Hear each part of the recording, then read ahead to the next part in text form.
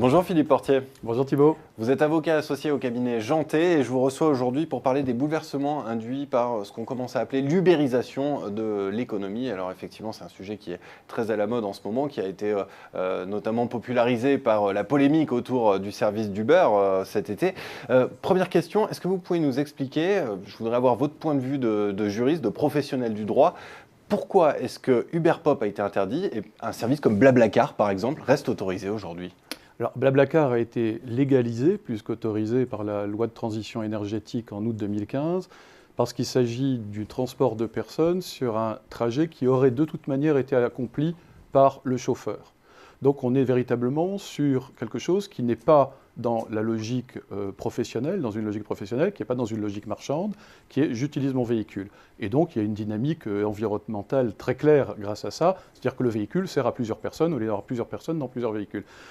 Uberpop n'est pas du tout dans cette dynamique-là. Uberpop, c'est beaucoup plus la mise en concurrence d'un soi-disant particulier dans une activité courante avec les chauffeurs de taxi et les VTCistes. Et on sait très bien qu'Uberpop, les gens n'étaient pas sur leur trajet quotidien. Ils créaient un trajet ad hoc pour les besoins de la course, donc ils rentraient en concurrence. Donc on n'est pas du tout sur les mêmes modèles, on est bien sur deux logiques économiques très différentes. Donc il faut comprendre que ce qui permet de faire le distinguo, c'est une logique de profit ? Alors il y a deux logiques à avoir, qui ont été d'ailleurs résumées dans la loi de transition énergétique d'août 2015 dont je parlais. La première, c'est bien celle que j'indique, c'est qu'il faut qu'on soit sur un trajet que l'on aurait fait pour être dans un esprit de non-concurrence, on va dire, avec un secteur économique organisé. La deuxième, c'est effectivement la finalité de l'activité. Est-ce que je suis dans une finalité lucrative, professionnelle ? Ça, c'est Uberpop. Et là, je suis en mode disruptif sur les modes organisationnels de l'économie contemporaine. Et puis, l'autre modèle, qui est celui de l'économie collaborative, plus simple, plus celle du citoyen, c'est je suis dans une logique d'amortissement de certains frais, de partage de certains frais. C'est Blablacar, c'est You2You dans le colis, etc. J'en viens au rôle du régulateur dans ce contexte. Quelle doit être sa philosophie ? Je pense notamment à Arnaud Montebourg, quand il était ministre, et il suggérait, même si la petite phrase avait fait polémique, de ralentir l'innovation pour protéger en quelque sorte les anciens business models.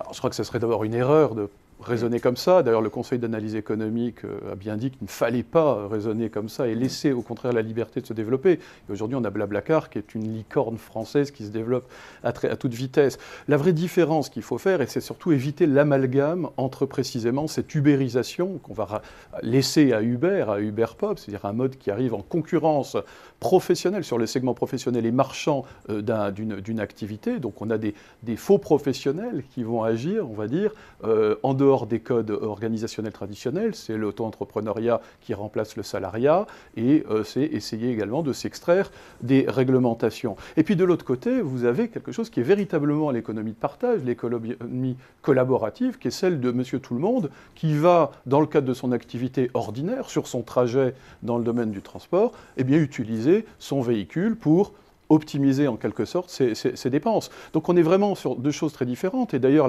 la Cour de cassation avait, dès 2013, bien distingué les deux en disant que le deuxième modèle ne faisait pas une concurrence déloyale au premier modèle traditionnel. Donc c'est très important de bien distinguer ça avant de penser même à réglementer, parce que ça c'est un réflexe très français de vouloir réglementer avant de savoir. Eh bien, merci beaucoup Philippe Portier pour cet éclairage sur ce qui se passe avec cette ubérisation de l'économie. Merci beaucoup. Merci Thibault.